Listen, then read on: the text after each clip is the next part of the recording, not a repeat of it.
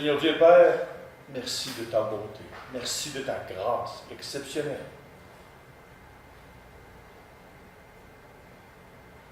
Nous faisons face à des dilemmes moraux, des dilemmes éthiques.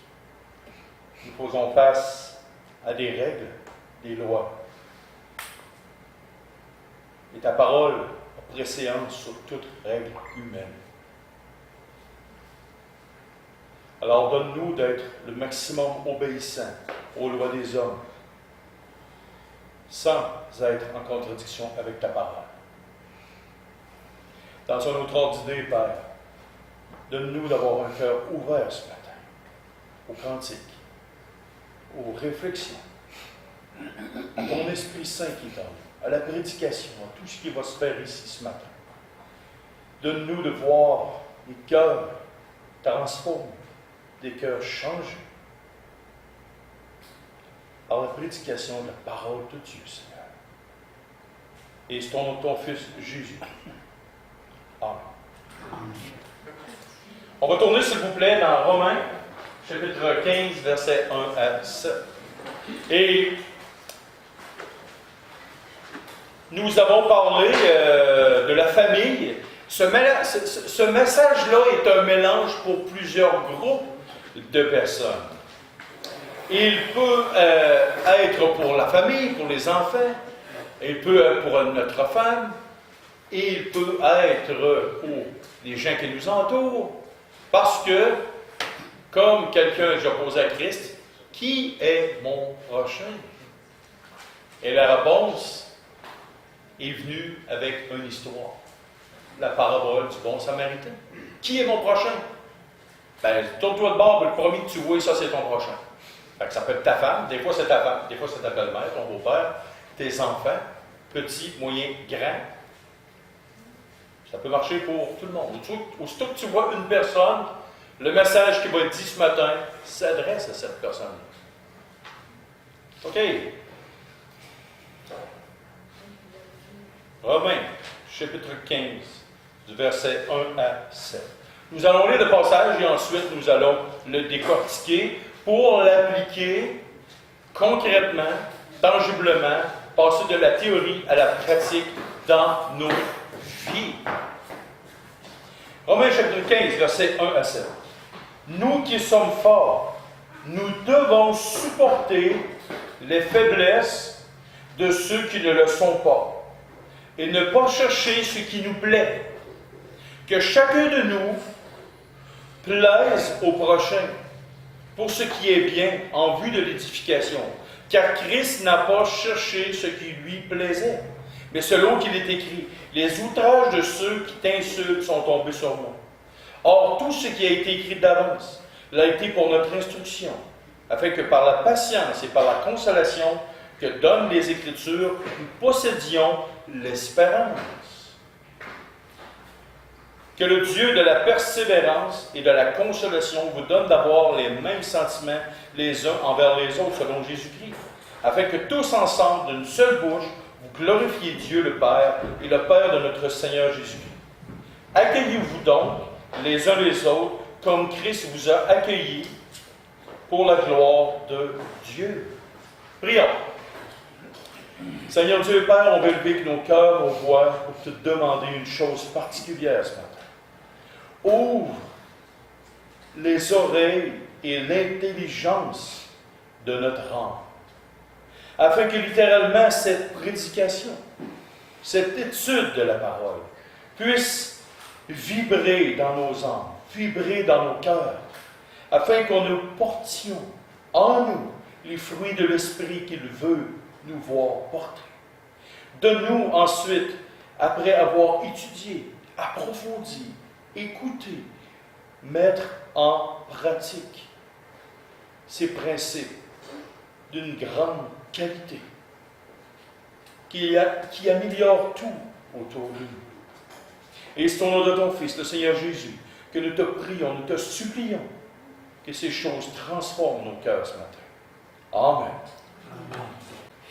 Depuis tout temps, depuis que Dieu a créé la nation d'Israël, Dieu a toujours voulu avoir l'unité de son peuple. Il a toujours voulu l'avoir et il a toujours mis en place des dispositions pour qu'il y ait une unité. Et je vous donne 3 références dans l'Ancien Testament que nous n'irons pas lire, mais pour ceux qui prennent des notes, vous allez pouvoir le lire. Nous avons dans Ézéchiel 37, versets 15 à 22, dans Jean 17, versets 20 à 23, et dans Galates chapitre 3, versets 24 à 29. Mais nous allons lire seulement une référence, dans Galates chapitre 3, versets 24 à 29. Galates, chapitre 7. C'était pour voir si vous suiviez. Il n'y a pas de chapitre 7 dans l'Épître aux Galates. Galates, chapitre 3, versets 24 à 29. Ainsi, la loi a été comme un précepteur pour nous conduire à Christ, afin que nous soyons justifiés par la foi. La foi étant venue, nous ne sommes plus sous ce précepteur, car vous êtes tous fils de Dieu, par la foi en Jésus-Christ. Vous tous qui avez été baptisés en Christ, vous avez revêtu Christ. Donc, il n'y a plus baptiste, il n'y a plus de pentecôtiste, il n'y a plus de Ménonite ni de frères, il n'y a plus ni juif ni grec, il n'y a plus ni esclave ni libre, il n'y a plus ni homme ni femme, car tous vous êtes un en Jésus-Christ. Et si vous êtes à Christ, vous êtes donc la descendance d'Abraham, héritier selon la promesse. Il n'y a plus de distinction, il n'y a plus de groupe. Il n'y a plus de noirs, de blancs, d'Indiens, d'extraterrestres si ça existerait sur la Terre. Ça n'existe pas, par exemple. Ça n'existera jamais non plus. OK? Mais il n'y a plus de distinction dans notre position en Christ. Nous sommes unis les uns les autres, comme un corps. Le corps de Christ contient beaucoup de membres. Comme Israël était séparé, divisé, la première référence que j'ai dit dans Ézéchiel 37, c'est qu'à un moment donné, le prophète, Dieu a dit au prophète, promène-toi dans Israël, prends 2 bouts de bois et ramène-les ensemble. Devant tout le monde, les gens vont te poser la question, c'est quoi ça? Bien, c'est pas compliqué, c'est la réunification d'Israël. Le plan de match de Dieu un jour, c'est que Dieu va regrouper les 12 tribus d'Israël, va les mettre unis. Et un jour, les nations d'Israël vont être unies au corps de Christ dans la nouvelle terre, nouveaux cieux. Il n'y aura plus rien de distinction humaine ou de catégorie de je ne sais pas trop quoi. Il y aura une unité.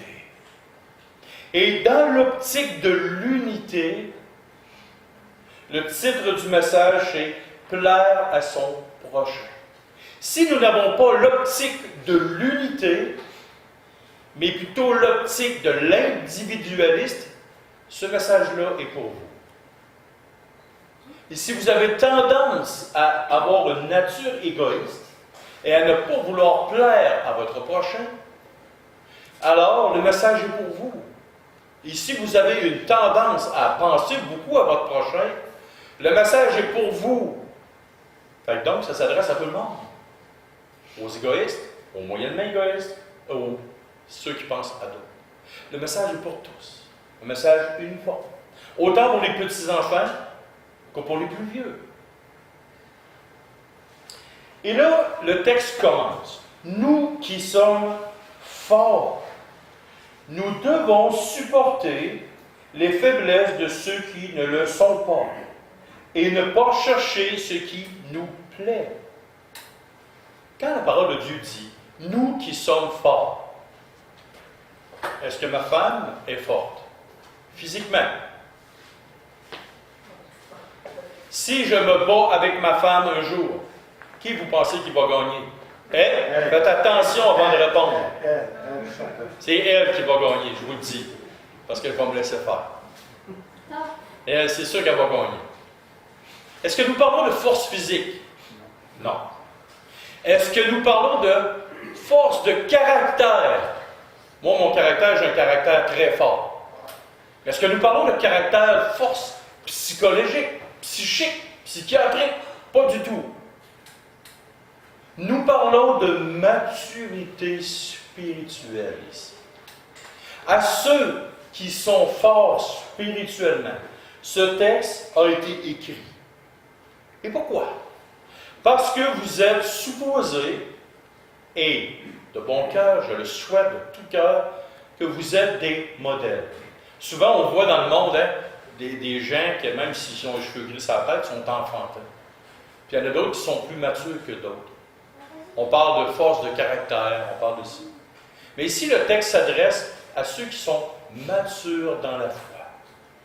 Ceux qui ce sont des hommes faits. On va aller voir 3 versets pour commencer. 1 Corinthiens 14, 20. Je vais donner la parole à ceux qui veulent lire. Quelqu'un peut prendre 1 Corinthiens 14, 20 et le lire assez fort. Philippiens chapitre 3, verset 15. Et Colossiens chapitre 4, verset 12. Regardez bien chaque mot qui va être dit. Est-ce que quelqu'un proche du micro pourra lire 1 Corinthiens 14, 20? Allez-y, Mme Lacasse, très fort. Frères, ne soyez pas des enfants sur le rapport du jugement, mais pour la méchanceté, soyez des enfants, et à l'égard du jugement, soyez des hommes faits. OK. Il dit, sous le rapport du jugement, ne soyez pas comme des enfants. Quand on parle avec un enfant, un jugement n'est pas très équilibré. Mais là, il dit, soyez des hommes faits. Oh, utilisez notre jugement. Comment nous faisons ça? Avec la maturité spirituelle. Donc maintenant, Philippiens chapitre 3, verset 15. Allez-y, premier qu'il est là. Philippiens chapitre 3, verset 15. Lisez-le assez fort.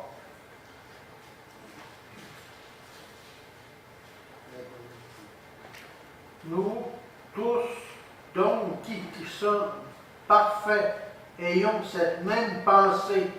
Et si vous êtes en quelque point d'un autre avis, Dieu vous éclairera aussi là-dessus. C'est ça? Robin, il y a une version parfaite. Y a-t-il quelqu'un qui peut lire dans une autre version? Gilbert, peux-tu regarder ça, s'il vous plaît, dans Philippiens 3, 15?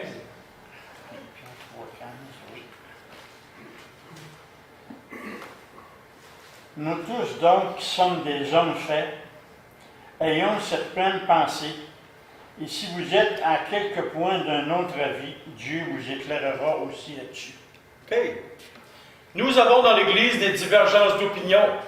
Nous qui sommes des hommes faits, des hommes matures. S'il y en a qui sont d'autres opinions que nous, qu'est-ce que l'apôtre Paul dit? Dieu vous éclairera là-dessus. Donc, des opinions contraires. La première mention, c'était quoi? Le rapport du jugement, utiliser notre jugement, des gens qui ont des opinions contraires aux miennes. Et ensuite, dans Colossiens chapitre 4, verset 12, quelqu'un peut le lire, s'il vous plaît? Sauf Robin. Épaphras, qui est des nôtres, nous salue, serviteur de Jésus-Christ.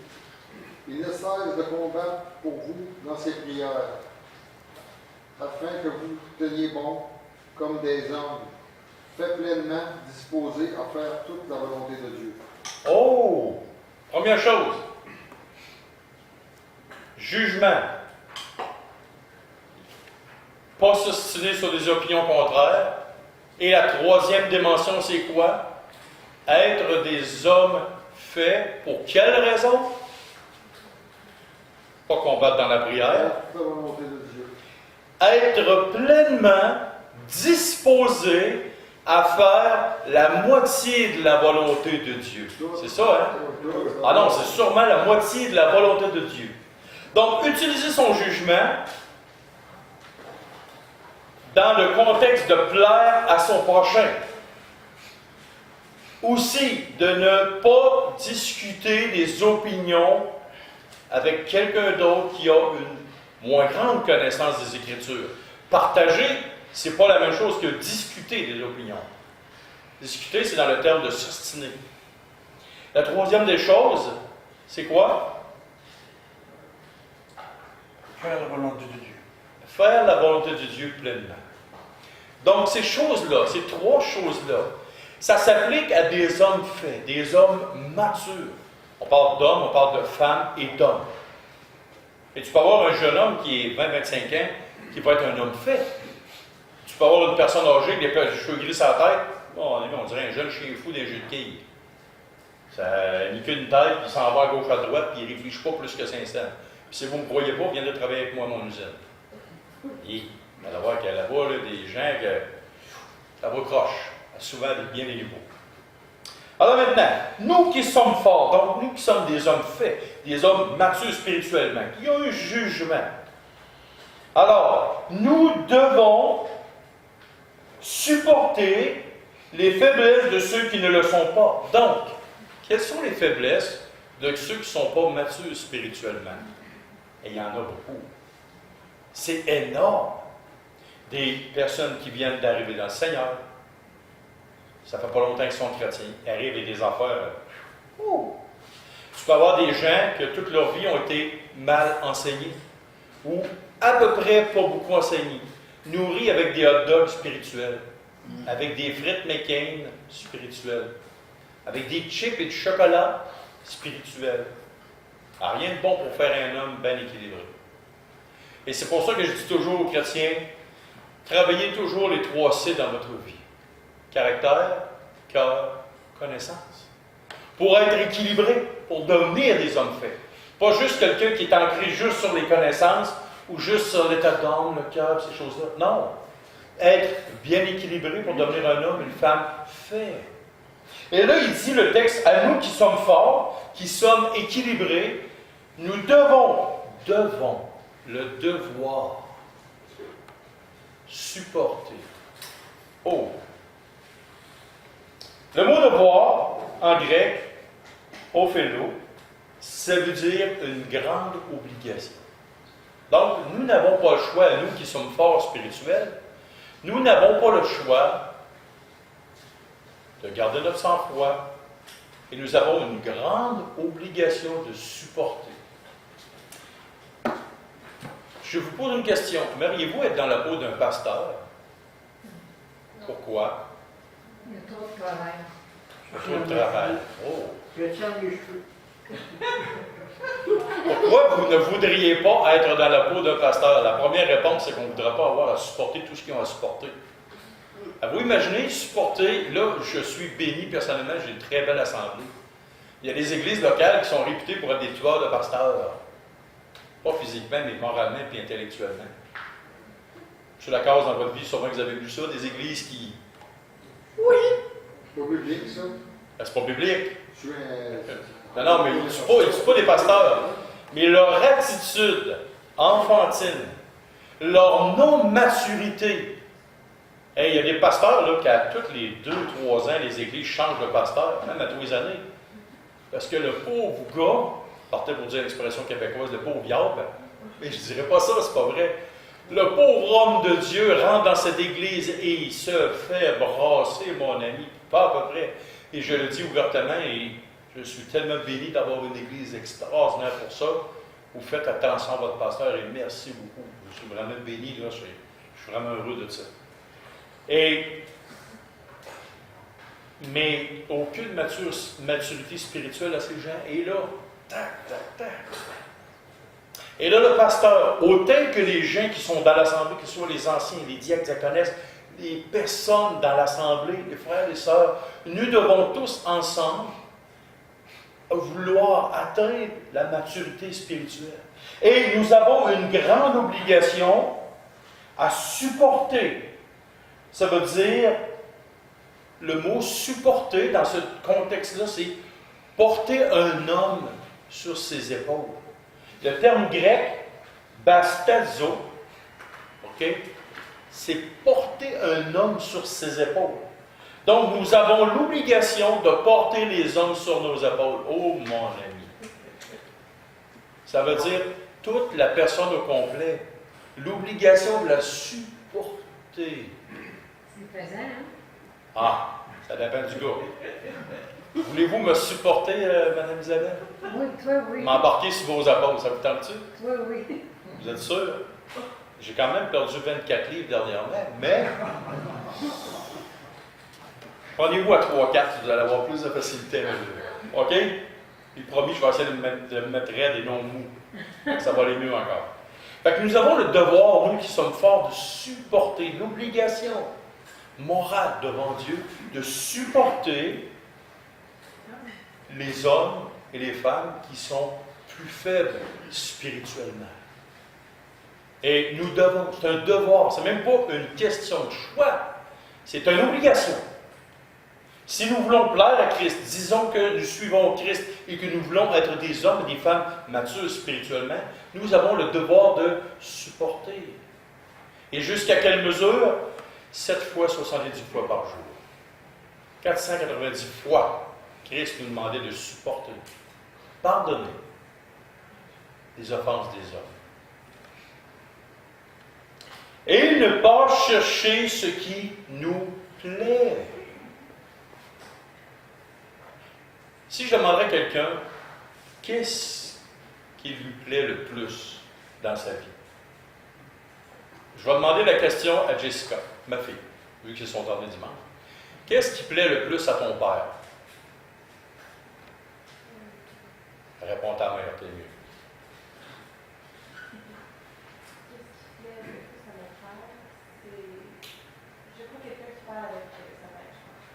Quelqu'un qui parle avec sa tête. Ah oui. C'est dans l'artiste que Ce que j'aime le plus, c'est de parler avec quelqu'un qui parle avec sa tête. Tu connais bien ton père. OK. Bon, faisons le test avec moi. Imaginons que j'arrive avec quelqu'un qui ne parle pas avec sa tête et que c'est un chrétien. C'est un homme, une femme ou un homme né de nouveau, mais qui ne parle pas avec sa tête, qui parle totalement avec un discours incohérent. Et là, il dit James, il dit pasteur, il dit, il ne m'appelle pas pasteur, il ne m'appelle pas James, M. Smith, il m'appelle Hey man! Il rentre à l'assemblée, puis là, il dit écoute, man, j'ai décidé de venir à ton assemblée à matin, puis tous les autres jours. Et là, quand je l'écoute parler, c'est des discours incohérents. Combien de temps je devrais l'endurer, l'assemblée? 7 fois 77. Voyez-vous? Ne pas chercher ce qui me plaît. Et oui, comme Linda disait, c'est sûr certain, je vais l'enseigner. Il va peut-être me trouver tannant, mais je vais le faire pour son bien. Donc, quelqu'un qui arrive, qui parle avec incohérence, pas de logique, qui parle en stupide, en imbécile, je serai obligé de l'aimer. Je serai obligé de l'endurer. Je serai supposé de le supporter. Toute sa personne au complet. Et de l'endurer. Et c'est ça que la parole de Dieu dit aux hommes, aux femmes matures, spirituellement.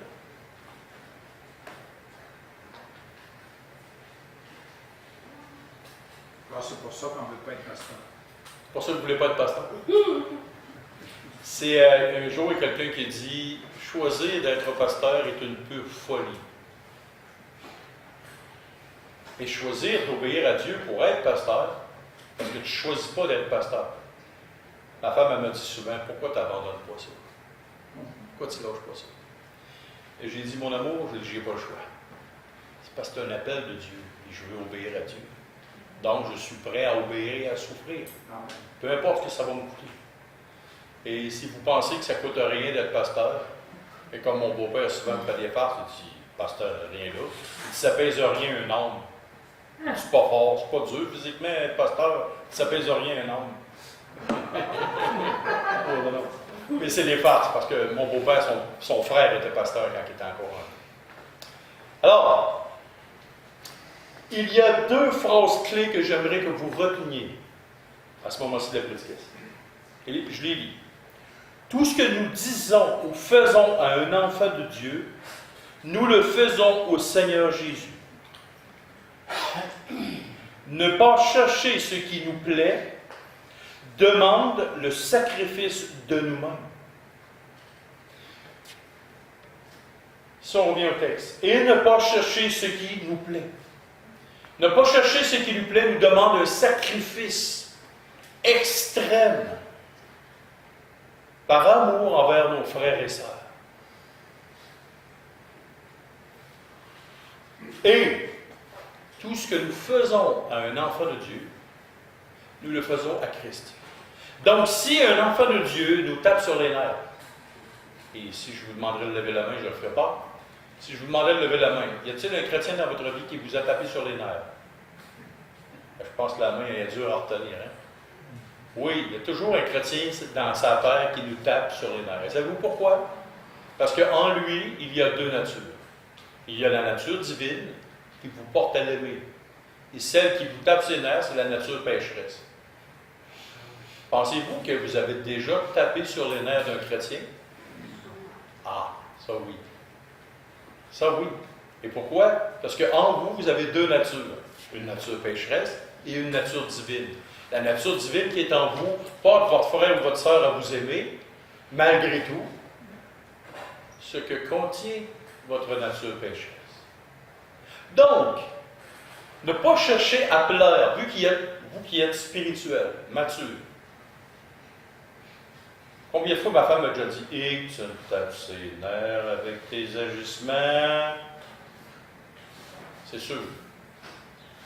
Ceux qui fait longtemps qu'ils sont mariés, votre mari ou votre femme, c'est sûr certain que vous êtes déjà tapé sur les nerfs. Vos enfants, même si vous les aimez de tout votre cœur, ils vous ont déjà tapé sur les nerfs. Vos petits-enfants, si vous êtes grands-parents, un jour, si ce n'est pas déjà fait, ils vont vous taper sur les nerfs. Et c'est pour ça que vous avez un privilège. Vous pouvez les renvoyer quand vous voulez chez le parent. Et ça, c'est un beau privilège. Vous êtes tanné? Faites le téléphone. Oui, gare, là, viens donc les chercher, s'il vous plaît. Il y a deux natures en nous. Et l'homme et la femme, fort spirituellement, ne doivent pas chercher ce qui lui plaît.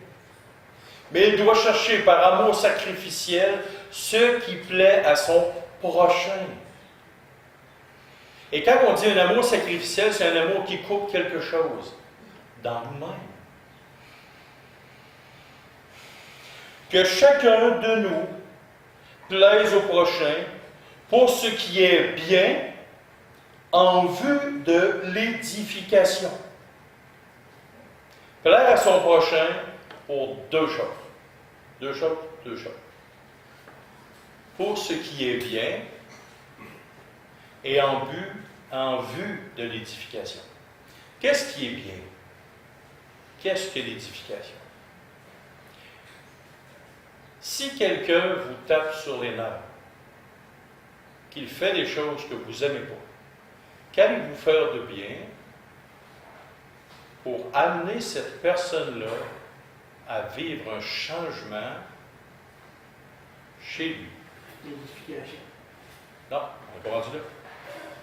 Qu'est-ce que vous, par amour sacrificiel, vous allez faire de bien pour faire prendre conscience à la personne de quelque chose? Tenter de lui plaire. Tenter de lui plaire. Oh, on a parlé des langages de l'amour sur 2 dimanches.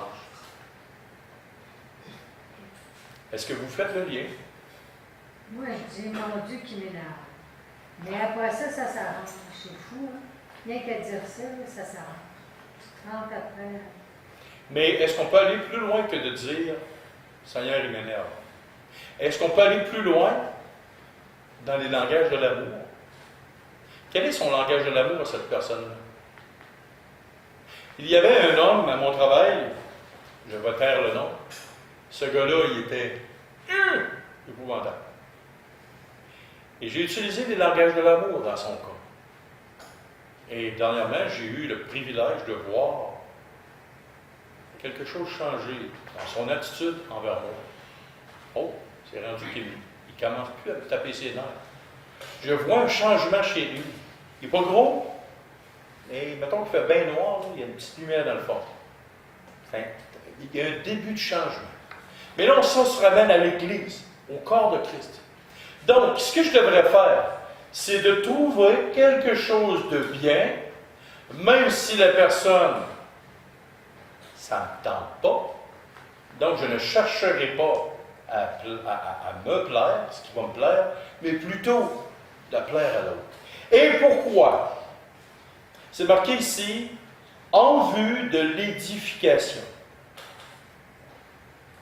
Qu'est-ce que l'édification? C'est une construction.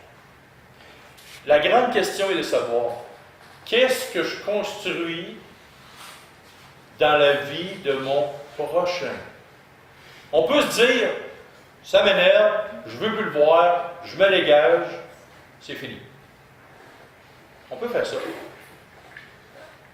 Mais si on est disciple de Christ et qu'on ressemble à Christ, si Christ nous aurait laissés dans l'état où nous étions, oh! Mais Christ n'a pas cherché ce qui lui plaisait. Pensez-vous que le Saint-Esprit est toujours heureux d'être en dedans de nous?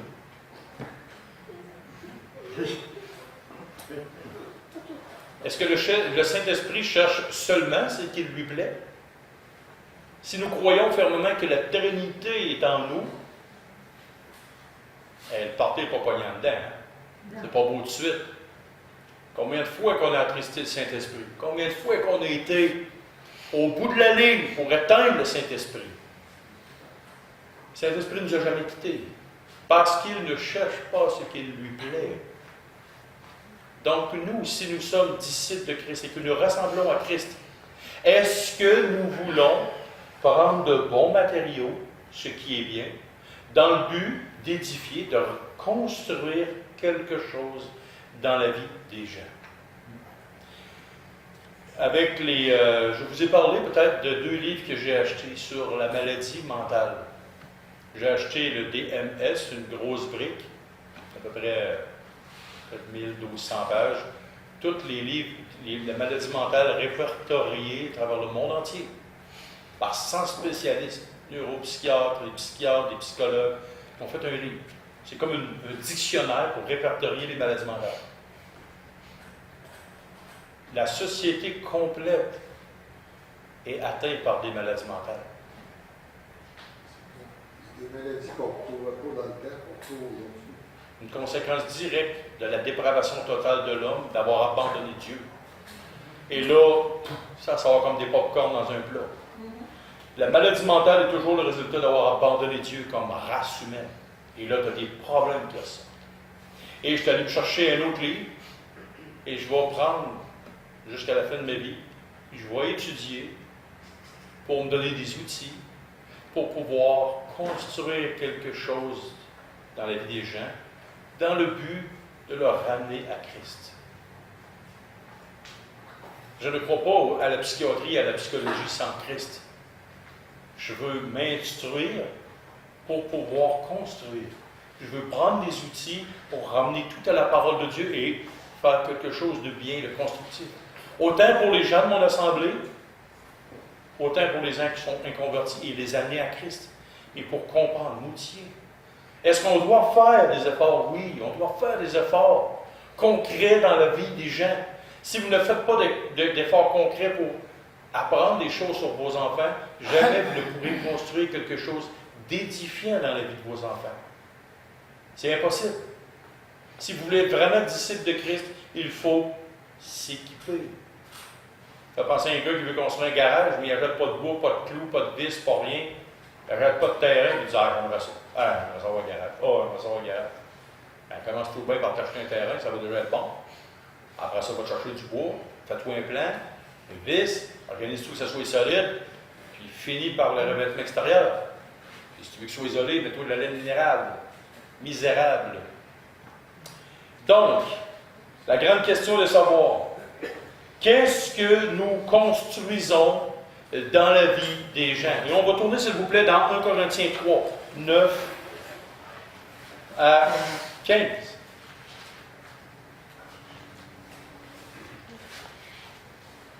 « 1 Corinthiens, chapitre 3.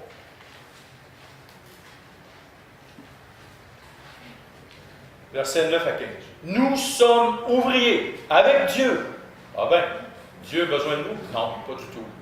Dieu désire que nous soyons unifiés ensemble. Donc, même dans le travail, il nous inclut. Car nous sommes ouvriers avec Dieu. Vous êtes le champ de Dieu, l'édifice de Dieu. Ça me fait penser un peu quelqu'un, une petite fille à 4, 5 ans, 6 ans. Puis là, le papa, il dit, viens m'aider, on va faire un jardin. On s'entend-tu qu'avec sa petite pelle de plastique, son petit sciot de plastique, on ne fera pas un jardin fort fort. Mais ça me fait penser à ça. Mais Dieu veut que nous soyons là. Car nous sommes ouvriers avec Dieu. Vous êtes le champ de Dieu, l'édifice de Dieu. Selon la grâce de Dieu qui m'a été donnée, j'ai posé le fondement comme un sage architecte et un autre bâtit dessus, mais que chacun prenne garde à la manière dont il bâtit dessus. Car personne ne peut poser un autre fondement que celui qui a été posé, savoir Jésus-Christ. Or, si quelqu'un bâtit sur ce fondement, avec de l'or, de l'argent, des pierres précieuses, du bois, du foin, du chaume, l'œuvre de chacun sera manifestée. Car le jour le fera connaître parce qu'elle se révélera dans le feu. Et le feu éprouvera ce qui est l'œuvre de chacun. Si l'œuvre bâtie par quelqu'un sur le fondement subsiste, il recevra une récompense. Si l'œuvre de quelqu'un est consumée, il perdra sa récompense. Pour lui, il sera sauvé, mais comme au travers du feu. Désirez-vous être sauvé comme à travers du feu? Ou bâtir dans l'œuvre de Dieu, dans la vie des gens, quelque chose de constructif qui aura un poids éternel. Quelque chose qui amènera quelque chose de bien, de bon. Mais pour amener quelque chose de bien et de bon, il faut vous outiller. Il faut prendre les moyens. Ne passons pas bâtir si nous n'avons pas de matériaux. Et l'apôtre Paul dit ici dans son texte, si tu bâtis avec de l'argent, de l'or, des pierres précieuses, ton travail va durer quand il sera passé au regard scrutateur de Dieu. Dans l'Apocalypse 1, Dieu, Christ, a les flammes de feu. Ça ne veut pas dire qu'il y a des rayons laser de feu qui vont sortir de ses yeux. Ça veut dire que c'est un regard scrutateur. Le feu va enlever les scories. Les scories, des choses pas bonnes. Et il va purifier l'or, l'argent. Mais si vous bâtissez avec du foin, du bois, du chaume, donc des choses qui ne sont pas édifiantes, constructives, vous êtes désobéissants auprès de Dieu. Parce que l'apôtre Paul, le Saint-Esprit dit que chacun de vous plaise à son prochain.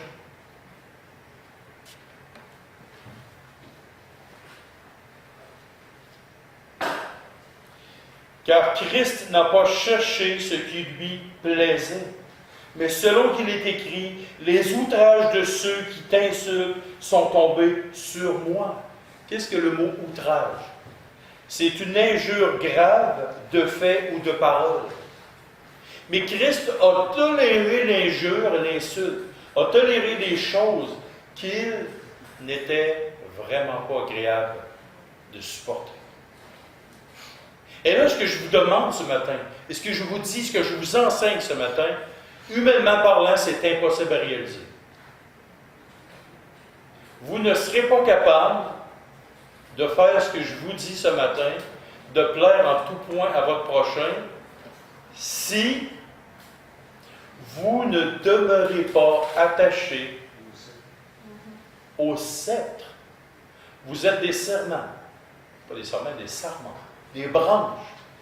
Si vous ne restez pas attachés à Christ, par les Écritures, par le Saint-Esprit, par la prière, vous ne serez jamais capable de plaire à votre prochain, de vous faire mourir, afin que la vie de Christ paraisse en vous. C'est quelque chose humainement d'impossible à faire. Il faut que ce soit spirituellement, que ça soit accompli. Et les gars m'ont dit, toi, James, t'es donc bien patient. Ça n'a pas de sens d'être patient de même. Il dit, ah, mon ami, tu savais comment je ne suis pas patient. Elle dit, oui, tu ne te passes jamais après les autres. Non, il dit, tu sais que je suis chrétien? Il dit, oui. Bon, ben, il dit, remercie le Seigneur Jésus qu'il soit dans ma vie. Remercie le Seigneur Jésus qu'il soit dans ma vie. Un jour, il y a un chrétien, j'ai l'air d'un enfant d'école à côté de lui, beaucoup plus grand, plus gros, plus pesant, et vraiment très, très, très fort. Il y avait un contre-maître qui n'arrêtait pas de s'acharner sur lui, et vraiment s'acharner sur lui. Et à un moment donné, il s'est mis à genoux, là, tu sais, c'est un break, il s'est mis à genoux et prier. Quand on vient de lui voir, tu fais là, niaiserie encore, la patate. Il dit non, il dit, je suis en train de te sauver la vie. que tu veux dire? Il dit, si je n'étais pas chrétien, mon cher ami, tu serais supplié super. Il dit, moi, je suis en arrière des bords. Il dit, là, tu étais chanceux, je suis en train de te sauver la vie. Tu veux dire? Ben, je suis en train de prier pour avoir beaucoup plus de patience que j'en ai déjà. C'est un beau. C'est un beau. Et c'est une œuvre humaine qui est impossible à réaliser si vous ne restez pas attaché au sceptre. Parce que la vie divine qui coule est relativement reliée au sceptre. Et sans le sceptre, sans Christ, sans la vie de Christ, sans la sève de Christ par le Saint-Esprit en nous, impossible. Votre caractère ne change-t-il pas quand vous négligez la lecture de la parole de Dieu? Quand vous négligez la prière? Ah, mon ami. Essayez de vous fâcher après avoir lu la Bible une demi-heure. Mettez la Bible de côté, la lecture de la Bible pendant une semaine de côté, pendant 2 semaines. Votre caractère va changer. Mettez la prière de côté pendant une semaine ou 2. Vous verrez. Et pour les plus vieux, ceux qui sont des hommes et des femmes faits, vous savez très bien que j'ai raison. Savez-vous pourquoi j'ai raison? J'ai déjà essayé.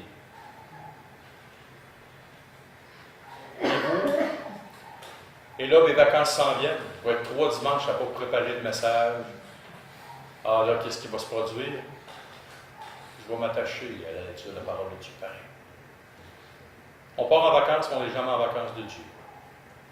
Parce que si vous vous détachez du sceptre, vous allez vivre des conséquences. Verset 4.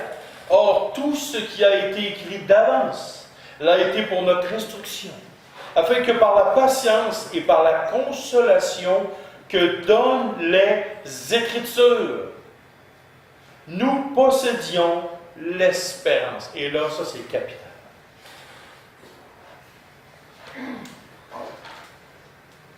Il y a 3 choses de rattachées aux Écritures.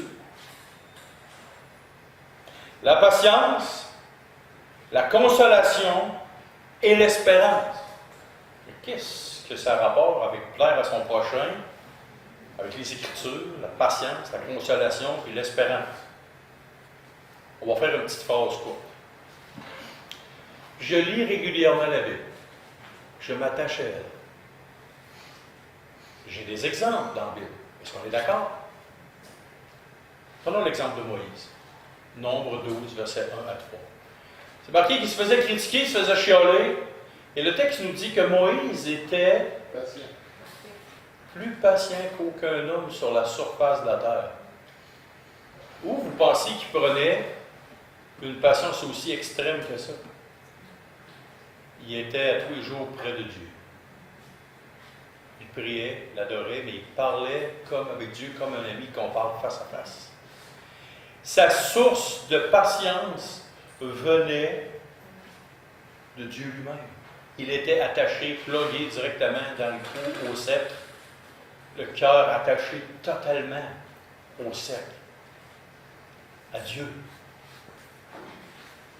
Les Écritures ont été écrites d'avance pour nous donner des instructions.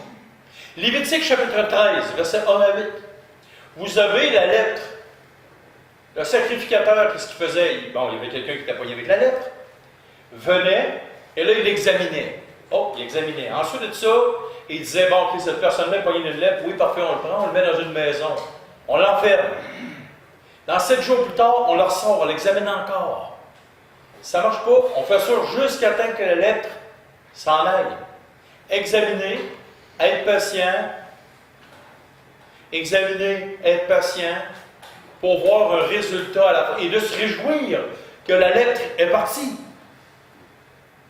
Des exemples de la parole de Dieu, c'est plein, c'est rempli pour notre instruction qui, pour nous, sommes rendus à la fin des siècles. Donc, qu'est-ce qu'on peut voir dans le parallèle de la lèpre? Qu'est-ce qu'on peut voir avec le texte ici? Afin que la patience et par la consolation que donnent les Écritures, pour voir du changement dans les gens, ça prend de la patience. Combien ça a pris de temps à vos enfants qui sont maintenant rendus adultes de voir des beaux résultats, de voir des beaux fruits. Ça a pris de la patience puis des bons soirs. Et que ça a pris de la patience puis des bons soirs. Donc, par les Écritures, ça nous donne quoi? De la patience en regardant les exemples de l'Ancien Testament, comme du Nouveau Testament. Ça nous amène à avoir une consolation. Parce qu'on sait que Dieu agit. Combien de fois, comme parents, on a pleuré? Combien de fois qu'on a pleuré si on aimait vraiment l'Église de Christ? Combien de fois on a pleuré en voyant les choses dans l'Église? Des choses qui ne sont vraiment pas belles. Pas un beau témoignage. Mais on a prié. On était patients. Et, merci Seigneur, nous voyons des fruits. Nous sommes consolés. Et nous possédions l'espérance. Nous savons que Christ travaille, donc nous gardons espérance, à cause des Écritures, de voir un changement dans la vie des gens, des frères et des sœurs qui sont près de nous. Voyez-vous? Donc les Écritures, si nous nous attachons avec, nous allons avoir de la patience, nous allons être consolés et nous allons posséder l'espérance. Et c'est dans le but que les gens changent. Nous travaillons toujours dans le but d'être édifiants. Verset 5. Que le Dieu de la persévérance et de la consolation vous donne d'avoir les mêmes sentiments les uns envers les autres selon Jésus-Christ, afin que tous, ensemble, d'une seule bouche, vous glorifiez Dieu et Père de notre Seigneur Jésus-Christ. Persévérance, consolation. Si Dieu est persévérant, Dieu de la consolation. Et si nous voulons être imitateurs de Dieu, comme imitateurs de Christ, nous aussi, nous devons, en plaisant aux gens, être consolants, être persévérants avec eux. Et là, le verset 7, « Accueillez-vous donc les uns les autres comme Christ vous a accueillis pour la gloire de Dieu. » Si on dirait, qu'est-ce que tu es prêt à faire pour la gloire de Dieu? Robin, qu'est-ce que tu es prêt à faire pour la gloire de Dieu?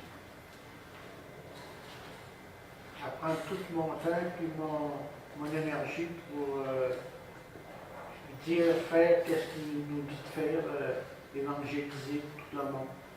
OK. Gilbert, qu'est-ce que tu es prêt à faire pour la gloire de Dieu? Moi, je dirais c'est de continuer là où ils m'ont placé. Là où je suis. Si on regarde puis on relit le texte, accueillez-vous donc les uns les autres comme Christ vous accueillit pour la gloire de Dieu. Est-ce que pour la gloire de Dieu, on est prêt à accueillir la différence? Comme Christ, nous sommes différents de Christ, il parle à peu près pour de ça. Est-ce que nous sommes prêts à accueillir la différence? Que ce soit la différence de culture, la différence de pensée, la différence de mentalité. Si je prenais M. Lacaze et moi, on s'assisait ensemble et on amènerait 100 sujets différents de la vie, 100 mots. Je marquerais auto, je marquerais bateau. Posez une question à M. Lacaze très simple. M. Lacaze, quel type de voiture aimez-vous? Ouais. Y a-t-il un type de voiture que vous aimez? Une marque en particulier? Non. L'important, c'est pour lui, c'est que ça fonctionne. Ben moi, tu ne me verras jamais avec un autre char que soit un japonais ou un américain. Ah, voyez-vous? J'ai sorti le mot voiture pour lui puis pour moi. Donc, est-ce que je suis prêt à accepter la différence? On est tous différents. Parle à mon beau-père voir d'une autre chose qu'un Dodge. Ouais, que la différence, ça ne sera pas trop long. Mon beau-père, il tripe sur les Dodge, et les Dodge, et les Dodge, et les Dodge. Ben, lui, il tripe, c'est les chars américains, c'est les Dodge, ben, rien d'autre. Mais il y a le droit, s'il aime ça. Là, quand il présente un Ford, un Ford. Qu'est-ce que c'est ça? Et lui, il fait de la mécanique. Voyez-vous? C'est que je prendrais 100 mots. Je prendrais version de Bible, je prendrais caméra, je prendrais chaise, je prendrais n'importe quoi. On a tous des opinions différentes, ou pas du tout, ça. Est-ce que nous sommes capables de nous accueillir mutuellement les uns les autres, malgré nos différences? Christ nous a accueillis. Christ n'a pas cherché ce qui lui plaisait, mais il nous a accueillis. Pensez-vous que quand Christ nous accueille auprès de lui, il ne dit pas, comme il a déjà dit d'un homme, et qui était cet homme? Voici un Israélite en qui il n'y a point de fraude. Philippe. Qui? Philippe. Philippe, Nathanaël, en tout cas, peu importe. Est-ce que vous pensez que tous les gens qui arrivent sur la terre, qui se convertissent à Christ, Christ dit, voici un homme en qui il n'y a point de fraude. Ou comme Job, voici, hey, t'as-tu vu mon serviteur James? Il n'y a personne comme lui sur la terre. Pensez-vous qu'il dit ça de tout le monde? Dites-vous une chose, et par expérience dans ma vie, quand Christ m'a accueilli, ouvert les bras, c'était loin d'être Jojo. C'était pas Jojo, c'était pas chic. Je suis arrivé de la rue, je vous laisse imaginer ce qu'il y a dans la rue. Voyez-vous? Et pour terminer, nous allons tourner dans Philippiens, chapitre 1, verset 12.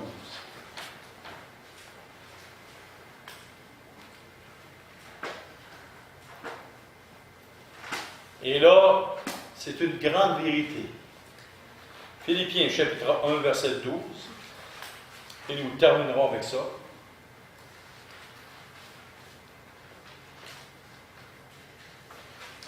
Je veux que vous sachiez, frères, que ce qui m'est arrivé a plutôt contribué au progrès de l'Évangile. Il y en arrive-tu des affaires dans la vie d'une personne?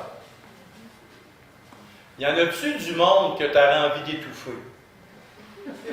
Y en a-tu du monde qui t'aurait envie de les vendre pour 2 piastres? Ou simplement de les échanger au magasin du monde? Les donner. Tu aurais envie de les donner. Les mettre sur le bord du chemin comme un pneu et d'y marquer « à donner ». Tes enfants, tu aurais envie de les mettre sur le bord du chemin, allouer 0$ pour 1 mois, le temps des vacances. Quand ils sont ados. Voyez-vous? Notre mère, on aimerait ça la donner pour au moins 1 mois. Le temps qu'elle ne nous tape plus sur les nerfs pour faire la vaisselle. Voyez-vous, on a tous quelqu'un. Mais regardez l'apôtre Paul, comment il pensait. Quelle était cette mentalité du serviteur de Dieu? Ce qui m'est arrivé a contribué au progrès de l'Évangile. Si vous voulez voir ce qui est arrivé dans sa vie, lisez la 2e épître aux Corinthiens au complet. Et c'est pas chic, c'est pas beau. C'est vraiment pas beau. J'aurais pas aimé ça, vivre ce qu'il a vécu. Mais l'apôtre Paul a tout supporté par amour pour des futurs convertis, par amour pour des chrétiens, par amour pour les gens de sa nation, par amour pour tout le monde. Il a plutôt contribué avec ce qu'il a enduré au progrès de l'Évangile. Donc pour nous, si nous supportons, nous devons supporter les faiblesses de ceux qui ne sont pas spirituellement matures, nous contribuons au progrès de l'Évangile dans leur cœur, dans leur âme. Voyez-vous? Nous avons 2 choix. Et souvent, je dis ça à ma femme et à mes filles. Dans la vie, tu as 2 choix. C'est soit que tu quittes l'église locale parce que ça te tape sur les nerfs. Parce que si, parce que ça. Il y a quelque chose à droite, à gauche. Il y a un petit ci, il y a un petit ça. Les messages du pasteur sont pas tout à fait bons. Sont trop dérangeants. Peu importe. Peu importe. On a toujours une raison. On a toujours une raison pour quitter l'Église. Mais est-ce que nous pouvons trouver des raisons pour rester auprès de nos frères et de nos sœurs? Pour construire quelque chose d'édifiant, de positif dans la vie? Est-ce que nous pouvons arrêter de nous complaire à chercher ce qui nous plaît, mais plutôt à chercher ce qui plaît, ce qui peut être constructif dans la vie de nos frères et nos sœurs? Tout est là la grande question. Vous disiez que vous suivez Christ, alors travaillez comme Christ a travaillé dans vos vies. Travaillez dans la vie des gens qui vous entourent. Et là, il y a une grande question. Qu'est-ce qu'on fait avec l'abus? L'abus. Il y a des gens qui abusent. Des frères, des chrétiens qui abusent. À un moment donné, j'ai entendu une chrétienne, il y a plus que 2 décennies, elle était sur le point de mourir et elle allait mourir. Malade. Et en 2020, elle est encore sur le point de mourir et elle est toujours malade. Et c'est pas vrai. C'est pas vrai. La personne dit ça, mais c'est pas vrai. Elle a un but, c'est de se faire occuper d'elle. Voyez-vous, il y aura toujours dans l'Église locale des gens qui vont critiquer, chialer, planter, ramasser, puis ci, puis ça, puis toujours faire des menaces, puis tout ça. Des gens qui abusent. Nous devons faire tout en notre possible pour être en paix et plaire à son prochain. Mais aussi, nous avons le devoir aussi de faire comme un prophète le faisait. Qu'est-ce qu'un prophète fait? 1 Corinthiens 14, 3. Celui qui prophétise parle aux hommes, les édifie, les console et les exhorte. Nous devons, et une exhortation, c'est un encouragement à faire mieux les choses.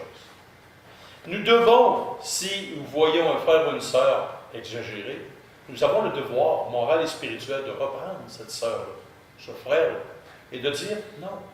Comme Christ était venu faire des miracles, à un moment donné, les gens lui demandaient des miracles. Il a dit non, je ne vous ferai pas de miracles. Il a mis un pied à terre, puis il a dit le seul miracle que vous allez avoir, c'est ce qu'il y a dans les Écritures à propos de Jonas. Nous devons, nous qui sommes spirituels, être capables de mettre un break, de dire quand ça ne fait plus, ça ne fait plus. Et ça dépend de la maturité spirituelle et un équilibre. D'être équilibré. De dire, wow, non, dans telle situation, ça ne marche plus. Je peux t'aider à aller ramasser tes feuilles. Je n'ai pas pris un engagement pour les 20 prochaines années à aller ramasser tes feuilles. Si un jour tu n'es plus capable de ramasser tes feuilles, peut-être tu as le temps que tu vendes ta maison. Conseiller à cette affaire-là ou sa soeur-là de vendre la maison.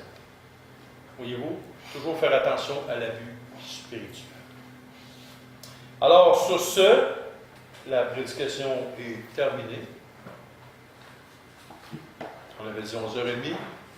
Il est présentement 11h29. Un grand exploit pour moi. Alors, prions. Seigneur Dieu et Père, merci pour ta bonne parole. Donne-nous, Père, de vraiment être convaincus, de travailler positivement dans la vie des gens, de ceux qui nous entourent, en plaisant à notre prochain, en ne cherchant pas ce qui nous plaît, mais en ayant comme modèle le Seigneur Jésus, qu'il est allé jusqu'à subir les outrages. Et donne-nous, Père, en terminant, de s'accueillir les uns les autres. Pas juste un accueil du début, un petit bonjour, mais un accueil de cœur. Prendre du temps de qualité. S'arrêter. Parler avec les gens. Écouter les gens. Un accueil, un cœur ouvert, Seigneur. Et tout ça pour ta gloire, Seigneur. Donne-nous d'accepter les différences de tout genre. Donne-nous d'avoir les yeux fixés sur la sphère céleste au lieu de l'avoir sur la sphère terrestre, Seigneur. Donne-nous d'agir comme Christ. Donne-nous aussi, Père, d'être attachés au sceptre, de rester ancrés dans les Écritures. Et c'est au nom de ton Fils, le Seigneur Jésus, que nous te prions ce matin et te demandons ces choses. Amen. Amen.